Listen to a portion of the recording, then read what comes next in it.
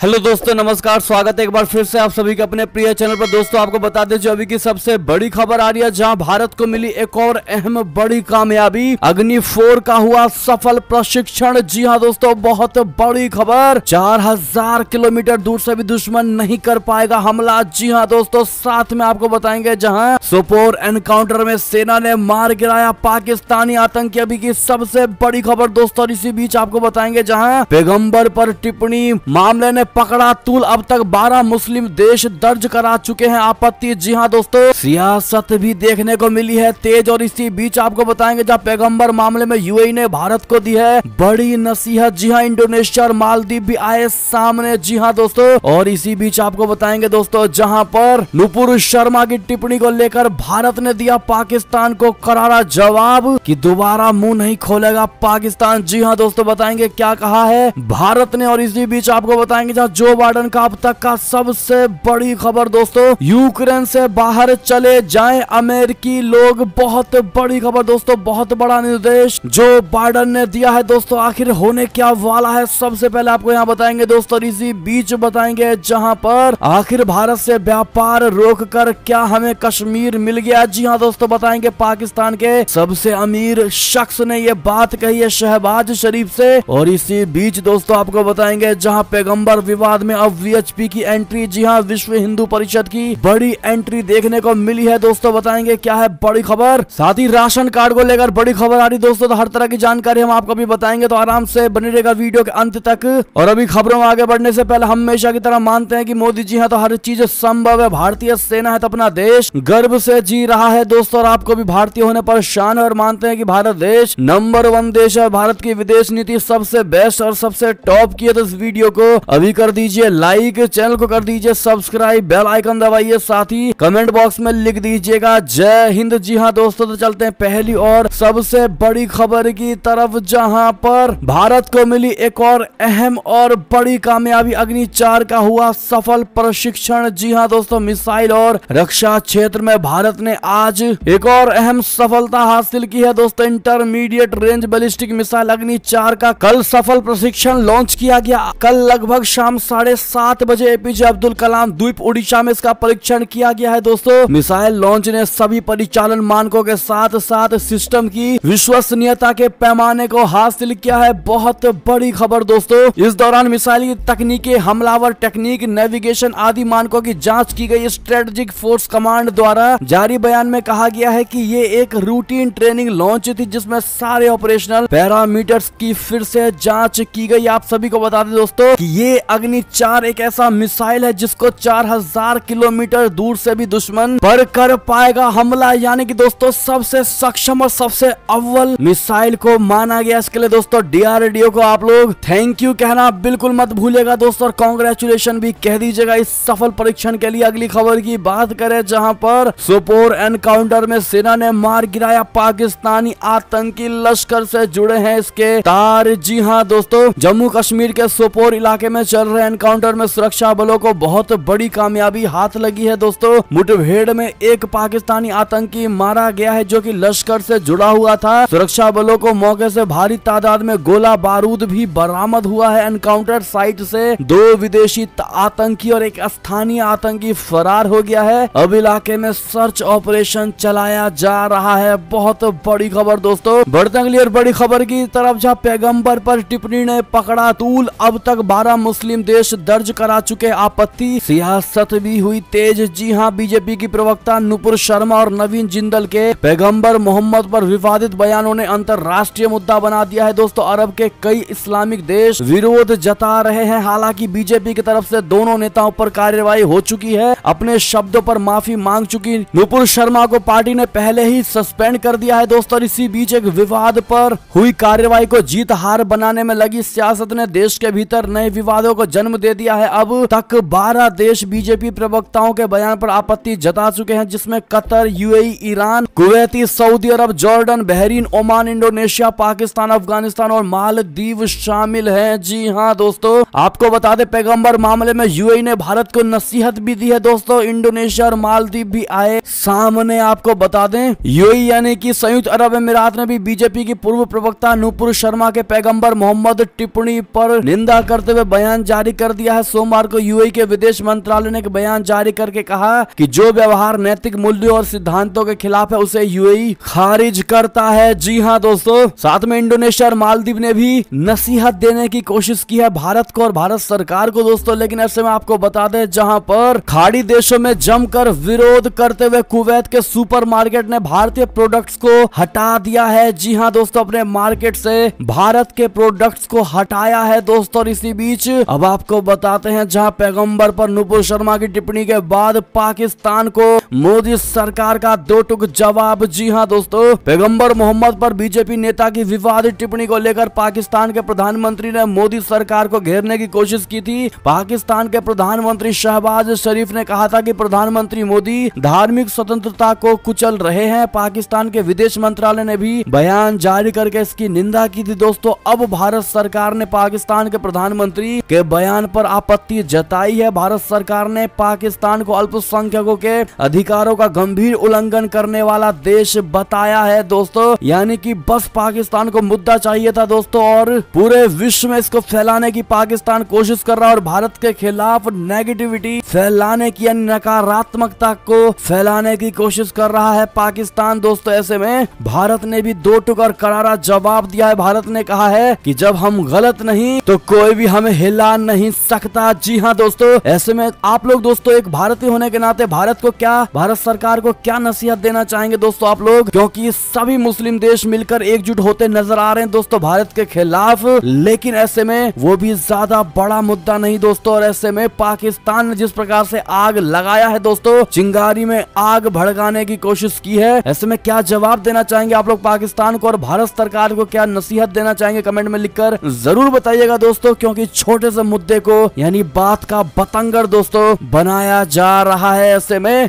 भारत अपना एक स्टैंड पर खड़ा है दोस्तों, जो कि होना भी चाहिए। ऐसे में आपकी राय तो बनती है और वीडियो शेयर करना मत भूलिएगा दोस्तों, व्हाट्सएप, फेसबुक, ट्विटर, जहां आपकी इच्छा हो, ताकि सबको इस खबर के बारे में पता चले। चलते हैं दोस्तों अगली और बड़ी खबर की तरफ, जहां जो बाइडेन का अब तक का सबसे बड़ा बयान, कहा यूक्रेन में जितने भी अमेरिकी लोग हैं बाहर चले जाएं। जी हाँ दोस्तों, यूक्रेन पर रशिया कभी भी हमला कर सकता है, ये आशंका बढ़ गई है दोस्तों। युद्ध रोकने के लिए 4 देशों के बीच चल रही बातचीत भी बेनतीजा खत्म हो गई। अमेरिकी विदेश मंत्री कह रहे हैं कि शायद रशिया बीजिंग ओलंपिक के खत्म होने का इंतजार भी ना करे। यूक्रेन की सीमा पर रशिया के सैनिकों का भारी जमावड़ा बढ़ता जा रहा है और युद्ध को टालने के लिए की जा रही बातचीत में कुछ खास प्रगति नजर नहीं आ रही है। और इन सब के बीच राष्ट्रपति जो बाइडेन ने अमेरिकी नागरिकों को यूक्रेन छोड़ने के लिए कहा है। जो बाइडेन ने एनबीसी न्यूज से बातचीत में कहा कि अमेरिकी नागरिकों को वहां से निकलना चाहिए, तुरंत निकलना चाहिए। हम दुनिया की सबसे बड़ी सेनाओं में से एक के साथ उलझ रहे हैं। ये बिल्कुल अलग तरह की स्थिति है जो बहुत जल्द नियंत्रण से बाहर जा सकती है। बीजिंग ओलंपिक के दौर में हमला, उधर दुनिया के दूसरी छोर पर मेलबर्न में उनके विदेश मंत्री एंटनी ब्लिंकन एशिया प्रशांत के सहयोगी देशों के प्रतिनिधियों से मुलाकात कर रहे हैं दोस्तों। ऐसे में कभी भी रशिया यूक्रेन पर बड़ा कदम उठा सकता है दोस्तों, हो सकता है तो परमाणु हमला भी कर सकता है। शायद इन्हीं सब के अटकलों के बीच जो बाइडेन ने अमेरिकी नागरिकों को यूक्रेन से तुरंत प्रभाव से निकलने की सलाह दी है दोस्तों। बढ़ते अगली और बड़ी खबर की तरफ, जहां सेना की बढ़ेगी और भी ज्यादा ताकत। रक्षा मंत्रालय ने 76,390 करोड़ की हथियार खरीद को दे दी है मंजूरी। जी हां दोस्तों, रक्षा मंत्रालय ने 76,390 करोड़ की हथियार और सैन्य उपकरणों की खरीद को दी मंजूरी। सोमवार को रक्षा मंत्री राजनाथ सिंह की अध्यक्षता में हुई रक्षा खरीद परिषद की बैठक में सशस्त्र बलों के लिए 76,390 करोड़ रुपए के हथियार खरीदने के प्रस्ताव को मंजूरी दे दी गई है दोस्तों। ये खरीद भारत में निर्मित और विकसित श्रेणी के तहत की जाएगी। सरकार ने कहा है कि इससे भारतीय रक्षा उद्योग को फायदा होगा और आत्मनिर्भर भारत की मुहिम को भी मजबूती मिलेगी। ऐसे में भारत के इस कदम की आप सराहना करेंगे दोस्तों? हाँ या ना में जवाब जरूर दीजिएगा और वीडियो लाइक करना मत भूलिएगा दोस्तों, जिन्होंने अभी तक लाइक नहीं किया है। चलते अगली खबर की तरफ, जहाँ गेहूं पर छिड़े विवाद के बीच मिस्र कर रहा भारत से ये बड़ी डील। जी हाँ दोस्तों, गेहूं संकट से जूझ रहा मिस्र भारत से गेहूं आयात करने के लिए एक समझौते पर बातचीत कर रहा है। जी हाँ दोस्तों, ब्लूमबर्ग ने अपनी रिपोर्ट में इजिप्ट के सप्लाई मंत्री यानी अली अल मोस्टेली के हवाले से बताया है कि इजिप्ट यानी मिस्र भारत भारत के साथ स्वैप डील बोले तो सामानों की अदला बदली का समझौता कर सकता है दोस्तों। इसके तहत मिस्र गेहूं के आयात के बदले भारत को उर्वरक जैसे उत्पादों का निर्यात करेगा।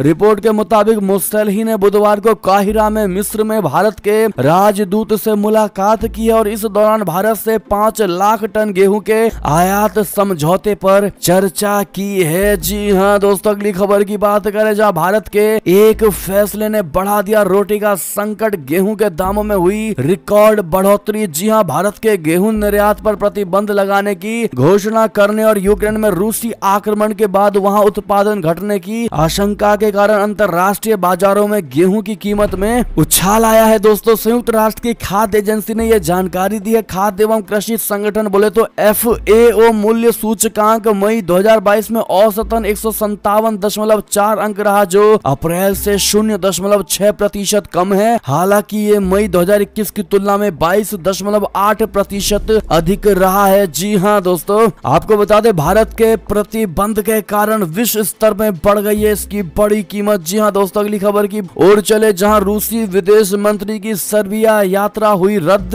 पड़ोसी देशों ने नहीं दी लावरो के विमान को एयर स्पेस की मंजूरी। जी हाँ दोस्तों, रशिया के विदेश मंत्री सर्गेई लावरो की सर्बिया की यात्रा रद्द हो गई है दोस्तों। सर्बिया के पड़ोसी देशों ने लावरो के विमान के लिए हवाई क्षेत्र की अनुमति देने से इनकार कर दिया है। रशिया यूक्रेन युद्ध के बाद पूरी दुनिया 2 खेमों में बट गई है। सर्बिया उन देशों में शामिल है जिसने यूक्रेन हमले के बाद रूस पर प्रतिबंध लगाने से इनकार कर दिया है। हालांकि भारत किसी खेमे में बटने के बजाय पूरे मामले पर तटस्थ बना हुआ है, यानी न्यूट्रल बना हुआ है। पश्चिमी देश इस बात पर भारत से नाराज हैं, जिन्हें पिछले दिनों विदेश मंत्री एस जयशंकर ने करारा जवाब भी दिया है। जी हाँ दोस्तों, चलते हैं अगली खबर की ओर जहां पर श्रीलंका की अदालत ने एरोफ्लोट विमान के उड़ान भरने पर लगी रोक को हटा ली है दोस्तों। रशिया ने जब्ती पर जताई थी नाराजगी। जी हाँ, श्रीलंका की एक अदालत ने सोमवार को कब्जे में लिए गए एरोफ्लोट विमान के कोलंबो छोड़ने पर रोक से जुड़े आदेश को रद्द कर दिया है। इसके बाद रूसी कंपनी के विमान के मॉस्को जाने का रास्ता साफ हो गया है दोस्तों। श्रीलंका की स्थानीय मीडिया के मुताबिक कोलंबो कमर्शियल हाई कोर्ट ने श्रीलंकाई अटॉर्नी जनरल द्वारा दाखिल एक प्रस्ताव पर विचार किया और पिछले आदेश को निलंबित कर दिया, जिसके कारण एरोफ्लोट विमान को देश छोड़ने से रोका गया था। बढ़ते हैं दोस्तों अगली खबर की तरफ जहां पर पाकिस्तान के सबसे अमीर अरबपति ने शहबाज शरीफ से पूछा सवाल, कहा भारत से व्यापार रोककर क्या हमें कश्मीर मिल गया। जी हाँ दोस्तों, पाकिस्तान गंभीर चुनौतियों का सामना कर रहा है। महंगाई और लचर अर्थव्यवस्था के मुद्दे पर जो हाल इमरान सरकार का था उससे और ज्यादा बुरा हाल शहबाज सरकार का है दोस्तों। पेट्रोल डीजल से लेकर खाने पीने के दाम बढ़ रहे हैं, जिसका बोझ आवाम पर पड़ रहा है। पाकिस्तान के सबसे अमीर शख्स अरबपति बिजनेसमैन मियां मंशा इस संकट से निकलने के लिए लगातार भारत के साथ व्यापारिक संबंधों की बहाली पर जोर दे रहे हैं। उन्होंने पाकिस्तान सरकार से पूछा कि क्या भारत के साथ व्यापार बंद करके आपको कश्मीर हासिल हो गया। पाकिस्तानी न्यूज चैनल जियो न्यूज से बात करते हुए मियां मंशा ने कहा कि हमें भारत के साथ व्यापार को शुरू करना चाहिए, हमारे संबंध अच्छे होंगे, हमारे बिजनेसमैन उनके बिजनेसमैन के साथ काम करेंगे। उन्होंने पूछा क्या हमने अब तक जो कुछ किया उसमें हमें कश्मीर मिल गया। इससे पहले मियां मंशा ने कहा था कि पाकिस्तान के हर मर्ज की दवा की जा सकती है, बशर्ते आपको भारत की राह पर चलना होगा। यानी कि दोस्तों खुद पाकिस्तान के सबसे अमीर शख्स मियां मंशा ने भारत के साथ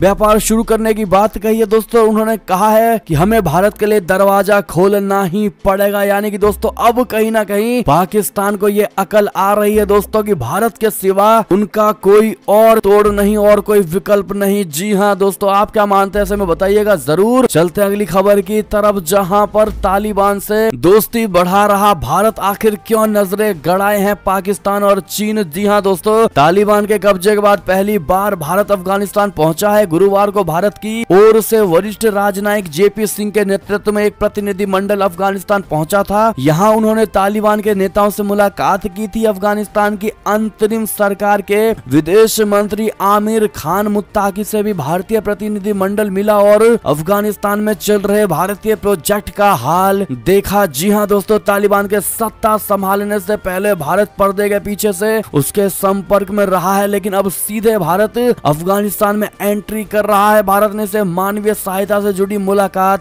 बताया है दोस्तों। लेकिन पाकिस्तान भारत के इस रुख से चौकन्ना हो गया है। पाकिस्तान अपने आप को हमेशा अफगानिस्तान का मददगार दिखाने में लगा रहा है, लेकिन असल में मदद हमेशा भारत ने की है। खाने के लिए गेहूं, दवाई की मदद भारत ने की है, वहीं पाकिस्तान ने उसे घटिया क्वालिटी का गेहूं दिया था। जी हाँ दोस्तों, चलते अगली खबर की ओर, जहां किम जोंग उन ने 35 मिनट में दागी 8 मिसाइलें। जवाब में अब साउथ कोरिया और अमेरिका ने भी छोड़ी मिसाइलें। जी हाँ दोस्तों, अमेरिका और साउथ कोरिया की सेनाओं ने सोमवार को 8 बैलिस्टिक मिसाइलों का परीक्षण किया। एक दिन पहले नॉर्थ कोरिया ने 35 मिनट में 8 मिसाइलों का परीक्षण किया था। माना जा रहा है कि अमेरिका और साउथ कोरिया ने मिसाइलें दाग कर नॉर्थ कोरिया को जवाब दिया है। दक्षिण कोरिया के जॉइंट चीफ ऑफ स्टाफ के अनुसार सहयोगी दलों के लाइव फायर ट्रेनिंग में 8 आर्मी टैक्टिकल मिसाइल सिस्टम मिसाइलें शामिल थी। 8 मिसाइलों में से 1 अमेरिकी और 7 दक्षिण कोरियाई थी, जिन्हें दक्षिण कोरिया के पूर्वी इलाके से दागा गया। दक्षिण कोरियाई सेना ने कहा है कि मिसाइलों को दागने का उद्देश्य जैसे को तैसा वाला जवाब देना था और अपनी क्षमता का प्रदर्शन करना था। जी हाँ दोस्तों, बात करें अगली और बड़ी खबर की तरफ, जहां इमरान खान जल्द भेजे जाएंगे जेल। गिरफ्तारी के लिए पाकिस्तान के गृह मंत्री को इस बात का है बड़ा इंतजार। जी हाँ, पाकिस्तान के गृह मंत्री राणा सनाउल्लाह ने कहा है कि पूर्व प्रधानमंत्री इमरान खान की जमानत अवधि खत्म होते ही उन्हें गिरफ्तार कर लिया जाएगा। सनाउल्लाह ने कहा कि इमरान खान के खिलाफ 2 दर्जन से भी ज्यादा मामले दर्ज हैं, जिनमें दंगा, राजद्रोह, अराजकता आदि शामिल है। गृह मंत्री राणा ने रविवार को कहा कि पाकिस्तान तहरीक इंसाफ के अध्यक्ष इमरान खान की जमानत की अवधि समाप्त होने के बाद उन्हें गिरफ्तार कर लिया जाएगा। जी हाँ दोस्तों, ऐसे में देखना ये होगा दोस्तों कि अब इमरान खान का क्या रिएक्शन आता है और इस पर क्या जवाब देते हैं दोस्तों वो, और क्या उनकी सच में गिरफ्तारी हो जाएगी। चलते अगली खबर की ओर, जहां पर युद्ध का रुख फिर बदला। 1 महीने बाद रशिया ने कीव पर दोबारा शुरू किया हमला। रोज मारे जा रहे हैं यूक्रेन के 60 से 100 सैनिक। जी हाँ, रशिया और यूक्रेन युद्ध के 100 दिन पूरे हो चुके हैं। अभी तक रशिया को मनचाहा रिजल्ट नहीं मिला है। यूक्रेन झुकने को तैयार नहीं है। इसी बीच रशिया ने अपनी रणनीति फिर बदली है। अब रूसी मिसाइल ने फिर यूक्रेन की राजधानी कीव पर हमले कर रही हैं। जंग के शुरुआती दिनों में रूस ने कीव को निशाना बनाया था, लेकिन वहां यूक्रेनी सैनिकों ने कड़ी घेराबंदी की थी। इसके बाद रूसी सैनिकों ने अपना फोकस यूक्रेन के डोनबास इलाके पर शिफ्ट किया था। अब जब रूस ने रणनीति बदली है तो इसका नुकसान यूक्रेन को हो रहा है। जानकारी के अनुसार यूक्रेन रोज 60 से अपने 100 सैनिकों को खो रहा है। जी हाँ दोस्तों, बात करें अगली खबर की, जहां श्रीलंका में खाने पीने के सामान के दाम छू रहे आसमान। 500 रुपए किलो बिकेगा अब चावल। जी हाँ, आर्थिक संकट से जूझ रहे श्रीलंका में लगातार हालत खराब होते जा रहे हैं। जी हाँ, यहाँ दिन ब दिन खाने पीने के सामानों की कीमतें आसमान छू रही हैं। ताजा जानकारी के मुताबिक श्रीलंका में 1 किलोग्राम चावल की कीमत 500 रुपए तक पहुंच सकती है। अनुराधापुरा जिले के छोटे और मझोले मिल मालिकों का कहना है कि 1 किलो चावल की कीमत बढ़कर 500 रुपए प्रति किलोग्राम हो सकती है। उन्होंने बताया है कि फिलहाल 1 किलोग्राम वड़ा पाव किस्म के चावल की कीमत प्रति किलोग्राम 200 रुपए है। चलते हैं अगली खबर की तरफ दोस्तों, जहां पर बोरिस जॉनसन पर लटकी इस्तीफे की तलवार जा सकती है प्रधानमंत्री की कुर्सी। जी हाँ दोस्तों, ब्रिटेन के प्रधानमंत्री बोरिस जॉनसन की कुर्सी जाने की अटकलें तेज हो गई हैं दोस्तों। उनके पीएम पद पर बने रहने को लेकर संदेह की स्थिति बनी हुई है। जानकारी के मुताबिक सत्ताधारी कंजर्वेटिव पार्टी के 40 से ज्यादा सांसदों ने अपने ही पीएम के इस्तीफे की मांग की है। ऐसे में पीएम बोरिस जॉनसन को विश्वास मत का सामना करना ही होगा। जी हाँ दोस्तों, जहां तर है अब उनको पीएम पद से हटा दिया जाएगा। जी हाँ दोस्तों, अगली खबर की बात करें, जहां ट्विटर डील कैंसिल कर सकते हैं एलोन मस्क। कंपनी पर स्पैम और फर्जी डेटा छिपाने का लगाया आरोप। जी हाँ, एलोन मस्क ट्विटर डील को कैंसिल कर सकते हैं। दुनिया के सबसे अमीर शख्स एलोन मस्क का मानना है कि ट्विटर स्पैम और फर्जी खातों के बारे में जानकारी ना देकर उनके विलय समझौते का उल्लंघन कर रहा है। आपको बता दें कि एलोन मस्क ने सोशल मीडिया कंपनी ट्विटर से स्पैम या फेक अकाउंट की डिटेल्स शेयर करने की मांग की थी। चलते हैं दोस्तों अगली खबर की तरफ, जहां पर पैगंबर विवाद में अब विश्व हिंदू परिषद की बड़ी एंट्री। ईशनिंदा के खिलाफ सख्त कानून लाने की है मांग। जी हां, पैगंबर मोहम्मद के खिलाफ बीजेपी नेताओं के कथित विवादित बयानों का मामला तूल पकड़ता जा रहा है दोस्तों। दुनिया के कई मुस्लिम देशों के ऐतराज के बाद ये मुद्दा अंतर्राष्ट्रीय स्तर पर चर्चित हो चुका है। अब इस मामले में विश्व हिंदू परिषद की भी एंट्री हो गई है। वीएचपी ने भारत में ईशनिंदा के खिलाफ खिलाफ एक सख्त कानून लाने की मांग की है। जी हाँ, वीएचपी यानी विश्व हिंदू परिषद ने कतर एयरवेज के बॉयकॉट करने का आह्वान करते हुए चलाए जा रहे ट्विटर ट्रेंड का भी समर्थन किया है। राष्ट्रीय स्वयं सेवक संघ से जुड़े संगठन ने विवाद को लेकर कतर सरकार के रुख पर सवाल उठाया और कहा कि वाराणसी के ज्ञानवापी मस्जिद परिसर में हाल में मिले शिवलिंग को जब कुछ लोगों ने फव्वारा बताया तो इससे हिंदू मान्यताओं का अपमान हुआ है। ऐसे में दोस्तों विश्व हिंदू परिषद के इस मांग को आप किस नजरिए से देखते हैं दोस्तों? क्या ये मांग सही है या गलत? कमेंट में बताना मत भूलेगा आप लोग। दोस्तों अगली खबर की बात करें, जहां पर यूपी में यानी उत्तर प्रदेश में जारी रहेगा बुलडोजर का कहर। योगी सरकार ने तैयार की 62 कुख्यात माफियाओं की लिस्ट। जी हां, उत्तर प्रदेश की सत्ता में वापसी के बाद योगी सरकार ने अपने मंसूबे साफ कर दिए हैं। लगातार आपराधिक कृत्यों में शामिल अपराधी माफियाओं और अवैध निर्माण पर बुलडोजर की कार्रवाई हो रही है और यही सबसे बड़ा कारण है कि अपराधी थाने में खुद को सरेंडर कर रहे हैं। इसी क्रम में शासन स्तर से 50 और यूपी पुलिस द्वारा 12 समेत कुल 62 माफियाओं की सूची तैयार की गई है। दोस्तों इसको लेकर एडीजी एलओ प्रशांत कुमार ने बताया है कि इन सभी 62 माफिया और उनके गैंग के खिलाफ पुलिस द्वारा कड़ी कार्रवाई की जा रही है। जी हाँ दोस्तों, साथ ही अगली खबर की बात करें, जहां कानपुर मामले पर बहुत बड़ी खबर, उपद्रवियों को गिरफ्तार करने गई पुलिस की टीम पर हुआ हमला। जी हाँ दोस्तों, साथ ही बता दें हिंसा में शामिल 40 संदिग्धों के पोस्टर में कई तस्वीरें रिपीट कर दी गई हैं। दोस्तों खुलासा होने पर जॉइंट पुलिस कमिश्नर ने दिया है ये बयान। आपको बता दें दोस्तों, कानपुर पुलिस ने शहर भर में सीसीटीवी फुटेज के आधार पर हिंसा में शामिल 40 संदिग्धों के पोस्टर जारी किए हैं। ये बड़ी बात दोस्तों ये है कि पुलिस की ओर से जारी जो पोस्टर किए गए हैं उनमें कई संदिग्धों की तस्वीरें रिपीट कर दी गई हैं। इस खुलासे के बाद जब मीडिया ने कानपुर के joint police commissioner Anand Prakash Tiwari से सवाल किया तो उन्होंने कहा कि फोटो लैब में बनी है और सीसीटीवी से ली गई है, इसलिए रिपीट हो गई होंगी। सीधा अगली खबर की बात करें दोस्तों, जहां पर आजमगढ़ लोकसभा उपचुनाव को लेकर बड़ी खबर, टिकट तय करने में सपा के छूटे पसीने, अब सीट बचाने की बड़ी चुनौती। जी हां, पूर्वांचल की आजमगढ़ लोकसभा सीट पर समाजवादी पार्टी को प्रत्याशी तय करने में पसीने छूट गए। दोस्तों खासी ऊहापोह व विचार मंथन के बाद समाजवादी पार्टी अध्यक्ष अखिलेश यादव ने अपने चचेरे भाई धर्मेंद्र यादव को चुनाव मैदान में उतार दिया है। दोस्तों अब अपनी वर्तमान सीट को बचाने के लिए उन्हें एक साथ भाजपा व बसपा से जूझना होगा। आजमगढ़ की 10 विधानसभा सीट जीतने वाली समाजवादी पार्टी का यहाँ प्रदर्शन कई संकेत देगा। अगली खबर की बात करें दोस्तों, जहां पर वाराणसी ब्लास्ट को लेकर बड़ी खबर, आतंकी वली उल्लाह को फांसी की सजा, धमाकों में गई थी 18 लोगों की जान। जी हां दोस्तों, धर्मनगरी काशी में 16 साल पहले साल 2006 में हुए सीरियल ब्लास्ट मामले में गाजियाबाद जिला एवं सत्र न्यायालय ने आतंकी वली उल्लाह को फांसी की सजा सुनाई है। दोस्तों इसके अलावा वली उल्लाह को एक दूसरे मामले में उम्र कैद की सजा भी सुनाई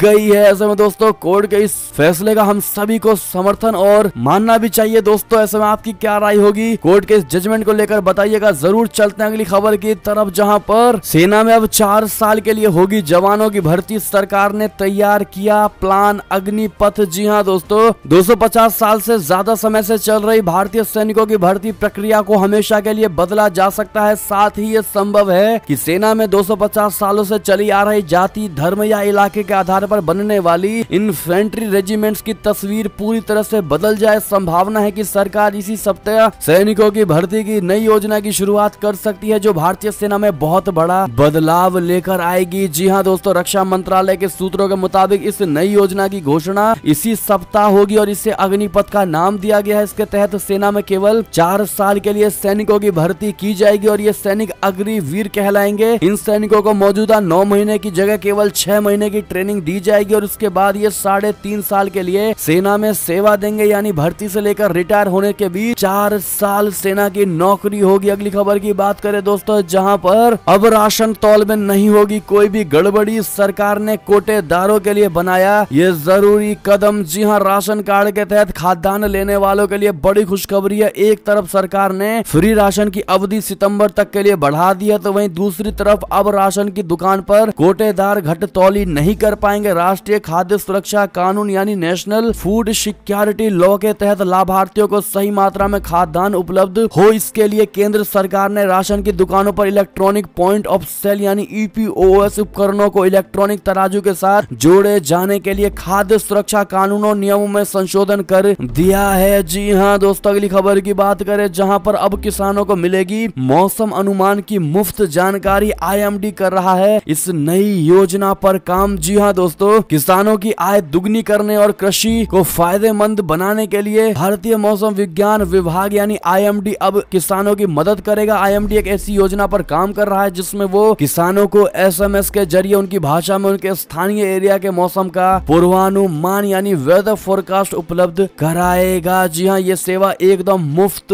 होगी। जी हाँ दोस्तों, और इसी बीच दोस्तों ये थी अब तक की सारी बड़ी खबरें। आपको हमारी खबर कैसी लगी? आशा करता हूँ बहुत अच्छी लगी होगी दोस्तों। अगर थोड़ी भी अच्छी लगी है तो इस वीडियो को अभी अपने भाई बंधुओं में व्हाट्सएप, फेसबुक, ट्विटर के जरिए पूरे भारत में शेयर करना बिल्कुल मत भूलिएगा दोस्तों। और अभी कर दीजिए इस वीडियो को लाइक, चैनल को कर दीजिए सब्सक्राइब, बेल आइकन दबाइए, साथ ही कमेंट बॉक्स में लिख दीजिएगा जय हिंद जय भारत। तो मिलते हैं आप अगली बड़ी खबर में दोस्तों, तब तक अपना ख्याल रखिएगा। आप सभी का बहुत बहुत धन्यवाद साथ देने के लिए, साथ बने रहने के लिए। और खबरों का सिलसिला लगातार हमारे चैनल पर जारी है, तो अपडेट रहना बिल्कुल मत भूलिएगा दोस्तों। अगली बड़ी खबर का इंतजार करिएगा। हम मिलते हैं आप अगली बड़ी खबर में, तब तक के लिए आप सभी का बहुत बहुत धन्यवाद। जय हिंद जय भारत, जय श्री राम, वंदे मातरम, हर हर महादेव।